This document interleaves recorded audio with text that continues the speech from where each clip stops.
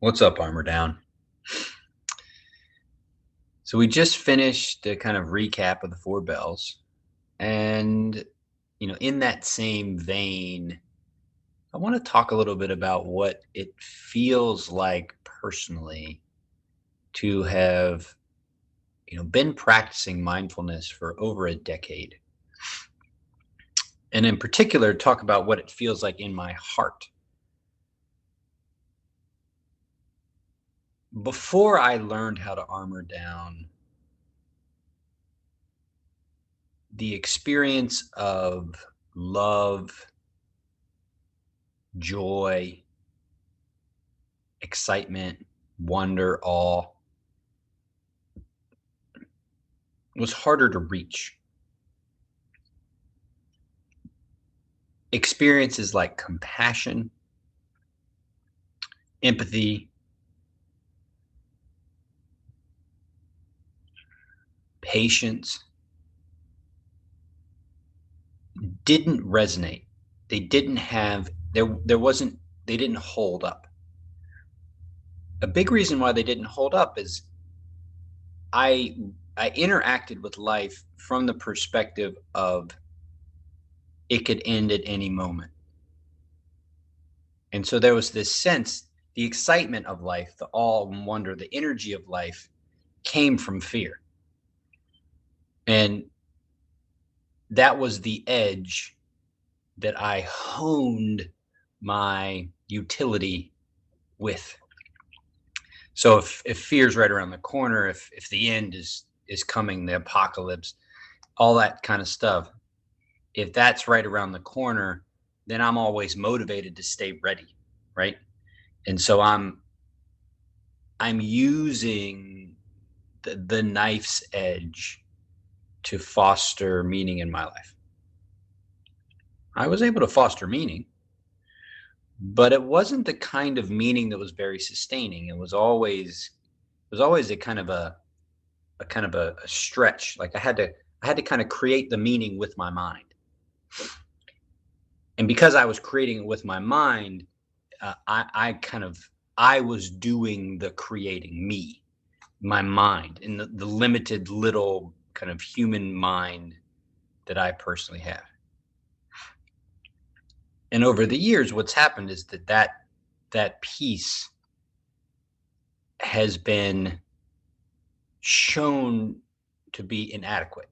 And operating at the kind of knife's edge in order to stay kind of vigilant and motivated ultimately proved unsustainable.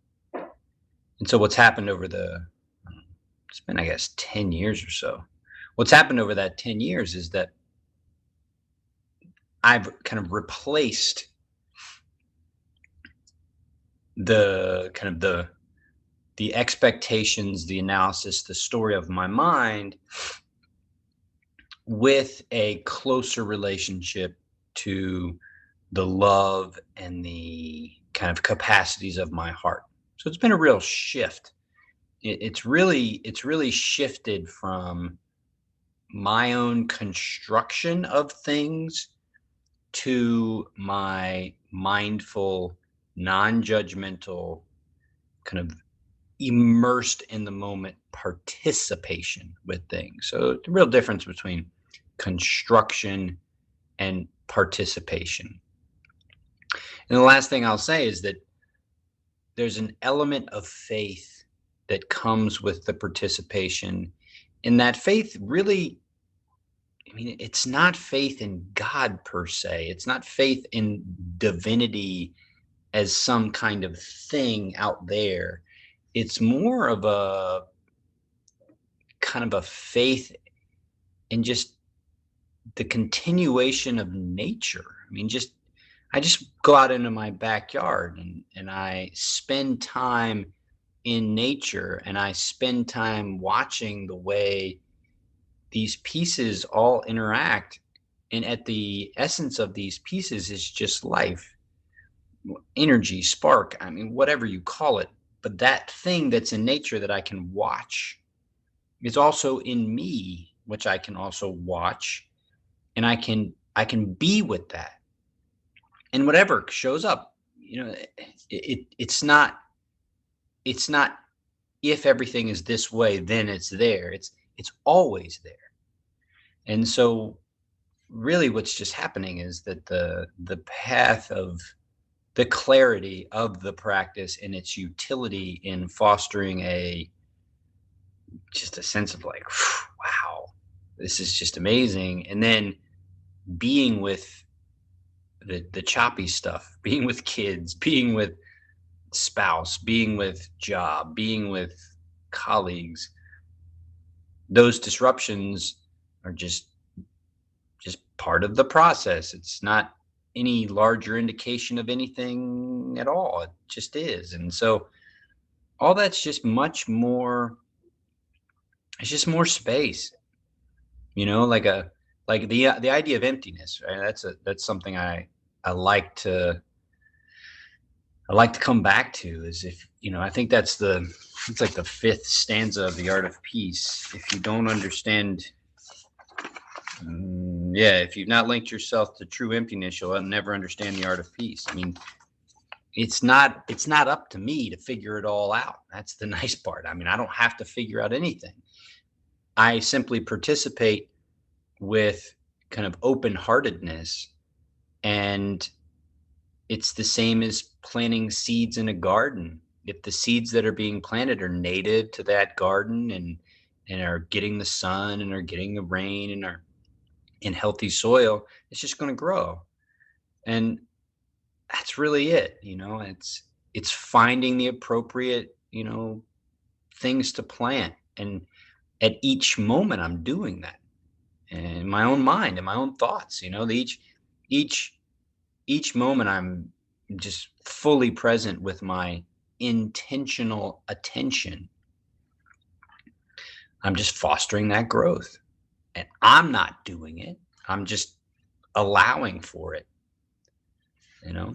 And that's really what it's looking like. And, like just now I was on Twitter and I was watching this clip of a Ukrainian kind of podcaster, blogger, whatever, who's supporting the war effort. And this little girl, probably like 12 years old, is like this super awesome checker player. And she would play checkers with people in like the city square of where she lived, and she just beat everybody. And if she beat you, you'd have to pay, a couple, whatever the currency is in Ukraine.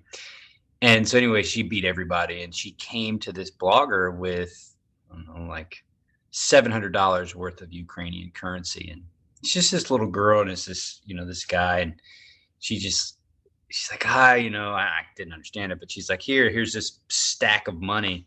And this guy, he just melts, right? He's just like, oh my gosh, this beautiful little, wonderful little creature just came with her open-hearted love and just bam. And he just cried. And I'm watching on Twitter and I'm crying. And it just like this, filled me up. And that's just, that's the difference, right? Before I would see the war side of that story. This is what, in war, even the kids are having to make money, and this is why you always got to be prepared. But now I see the little kid, right? I see the little kid. I see the love. I see the affection. It's like a shift, I just, it's there. And that's where I want you to go too.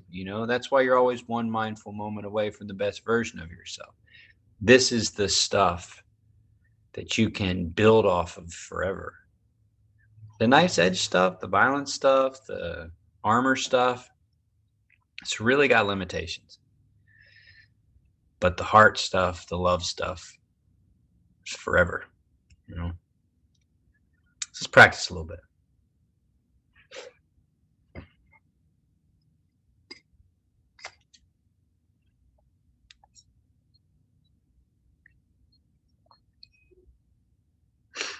What we're going to do for these bells is we're going to really focus on just one focal point. So we're going to do one focal point in bell 1, one focal point in bell 2, one focal point bell 3, and then the final focal point, of course, will be heart. But we're just going to go with just one. Right? So I'm not going to go expand around, just one.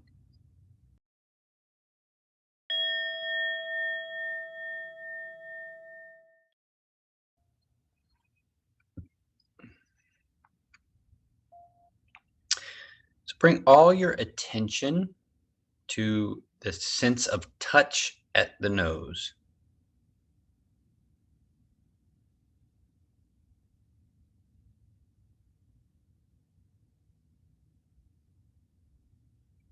So just focus everything on that feeling of the air coming in.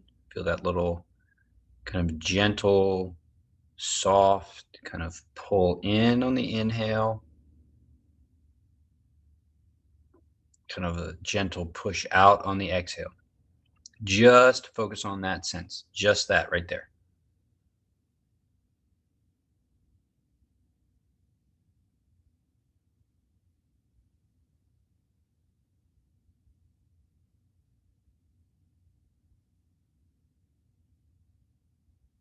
Now, your intentional attention,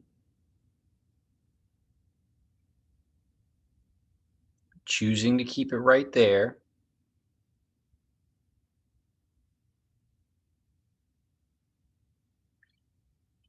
that's the spark, just being the spark.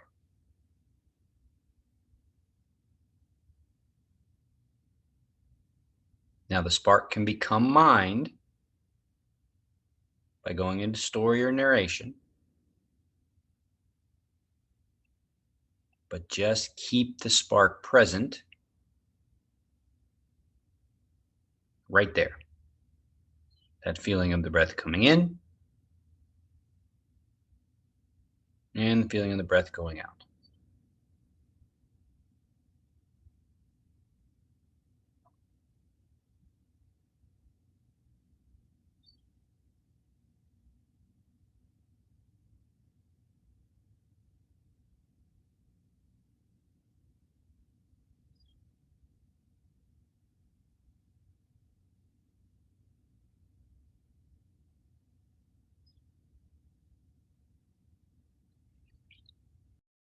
All right, we're going to involve that. Let's go to bell 2.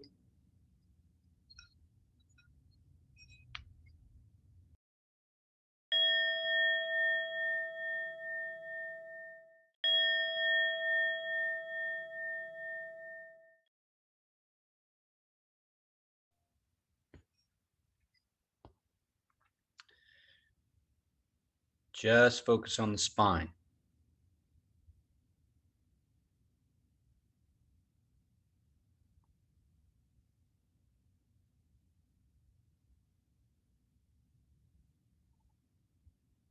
Start with the spine at its base.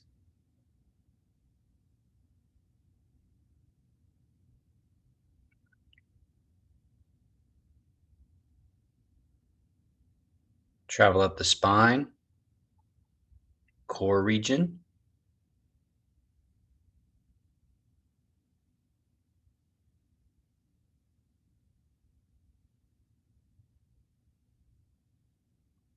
Travel up the spine, heart region.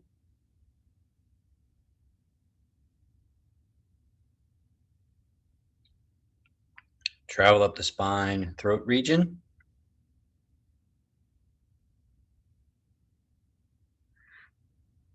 Travel up the spine, top of the head.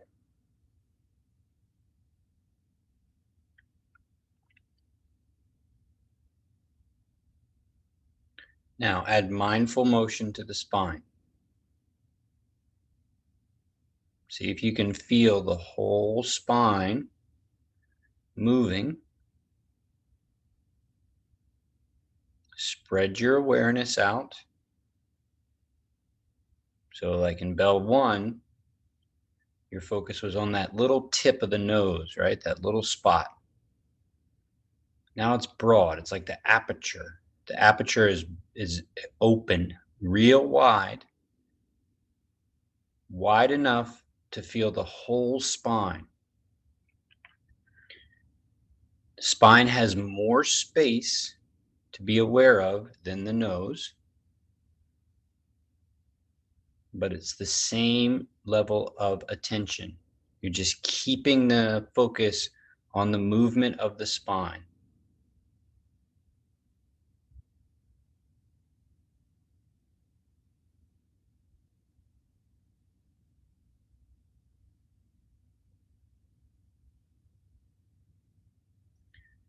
So the spark is the movement. When the spark tries to become mind, just bring it back to movement.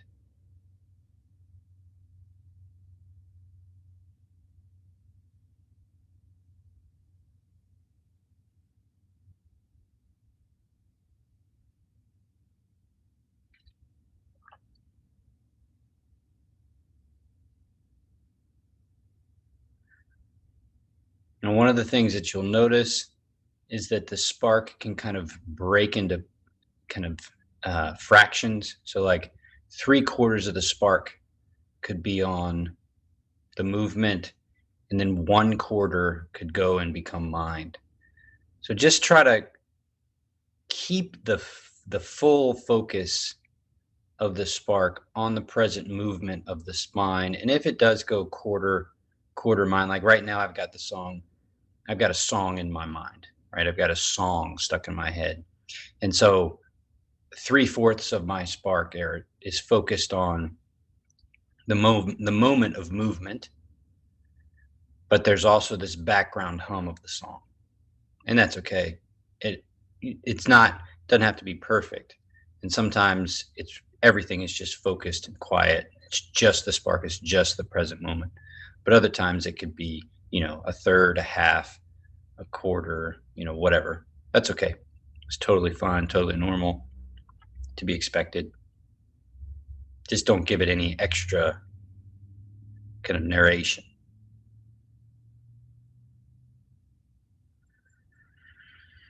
Turn the movement off and just feel spine. Feel around spine. Mm. Just feel spine.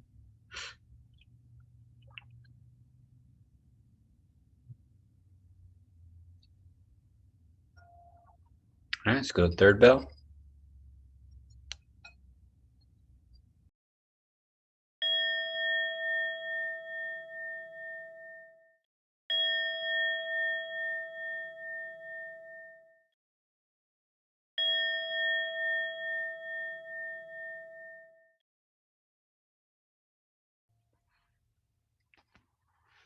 Okay, now the breath experience. So just notice the pieces of the breath. So there's a little bit of a difference here. There's an opportunity here to go deeper into the present, but there's also an opportunity for the different pieces of the breath to send you into mind. So what you want to do is slowly assess all the pieces of the breath. Stay as fully present with the inhale experience, stay as fully present with the exhale experience, and also notice the spaces in between. So there's these pauses. Each of these little kind of breaks in the flow of the breath experience offer the opportunity for the mind to jump out. Try to stay as close to the experience as possible and keep the mind in check.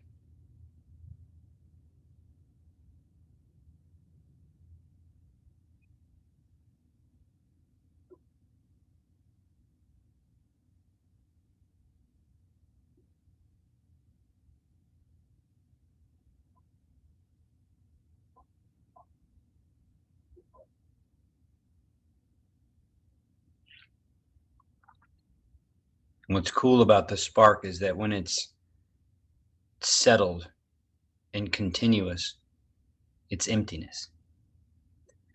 So it's blended perfectly with the moment. It's the way a piece of grass blends perfectly with the ground and the sun and the rain. And it's just empty.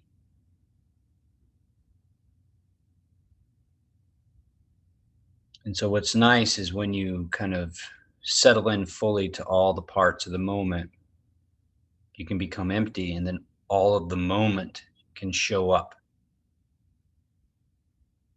So instead of filling up with mind, the spark fills with the moment. And the mind can kind of just rest in awe and wonder.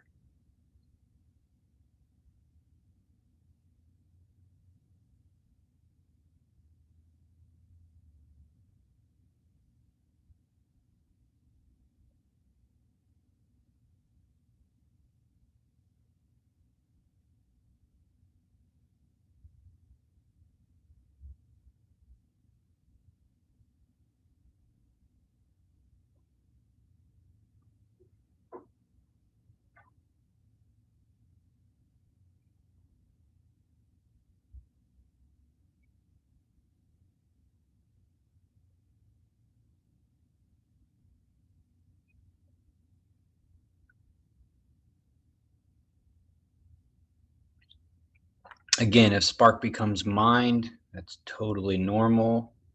The key is not to go into mind complaining about mind. So spark becomes mind. Ah, there it goes again. Daggone it. I need to get my mind out of here. I need to get back to spark. So see, mind becomes spark becomes mind becomes mind becomes spark. And so it's this trap. So the key is when spark becomes mind, you just okay and come back to spark, whatever the spark that you're focusing on is.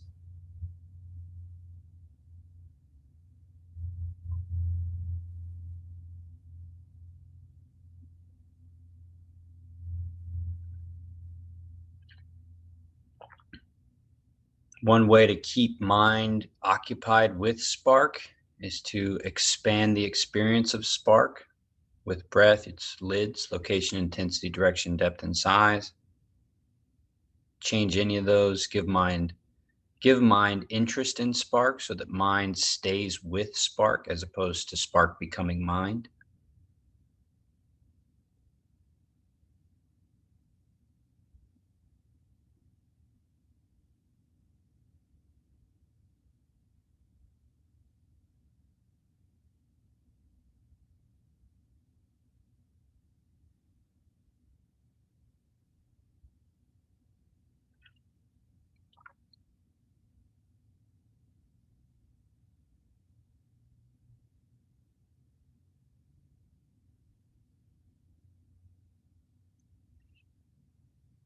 All right, now we're going to go into fourth bell.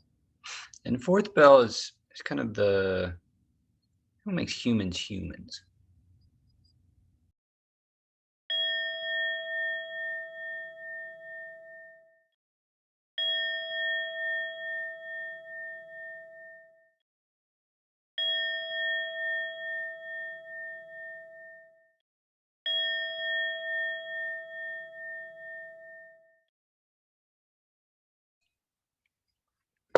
So part of what makes humans humans is our ability to interact with each other and cooperate. The hardest part about being human is cooperating with the hard stuff. So the first thing to do in fourth bell is to fortify the spark with gratitude. So you really pile on the spark with mind's kind of joys and happiness. So simple things. Pile on with mind. It's kind of like feed the spark with fuel, and each log is a expression of gratitude. So it's a home. So the spark gets fed with a log, sparks up even higher. Temperature control, another log on the fire. Running water, another log on the fire. All the people that go into operating the neighborhood, the garbage man, the mail person, the people that take care of the road, people that take care of the power lines, the people that take care of the water lines, the people that take care of the streets, the people that take care of fire protection, the people that take care of police protection, the people that monitor the energy lines and the plumbing and the electricians, and basically the whole universe being participatory in the maintenance of your own life, just your single life, the whole universe organizing itself. So you're bolstering the spark there. And then you're willing to take the spark into darkness. So this is the compassion element. Now, from all this wonder, all this glory that is life, there's the struggles, the sadness, the deceit, the lies, the terror, the fear, the shame, the guilt, the anger, the rage. And you just kind of flip it. So instead of the gratitude piling onto the spark, it's the spark driving into the darkness. Fortified by gratitude, the spark moves in a light and full, willing to contend, to hold the line of goodwill, the majesty of creation, the glory of love, the strength of patience, the power of presence and emptiness.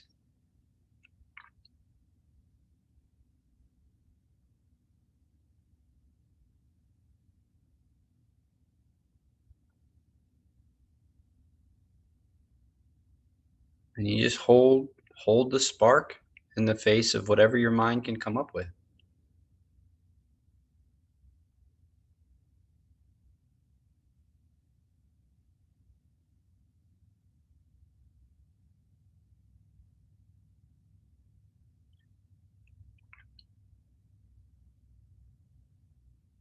And then, of course, feel free to any prayers,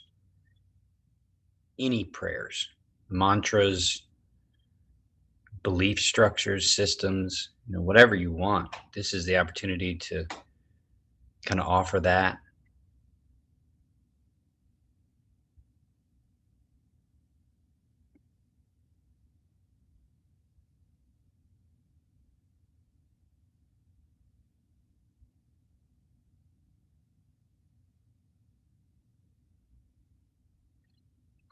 I just did the Lord's Prayer. It's a prayer I grew up with.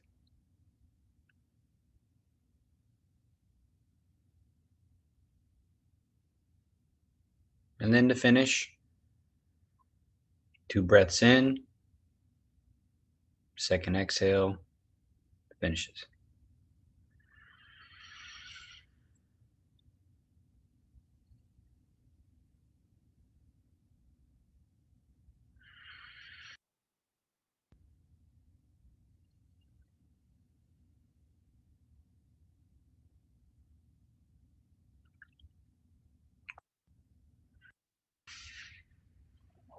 Just remember,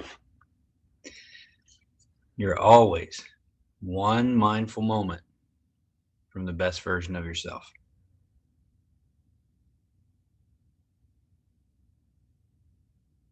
See you later, Armor Down.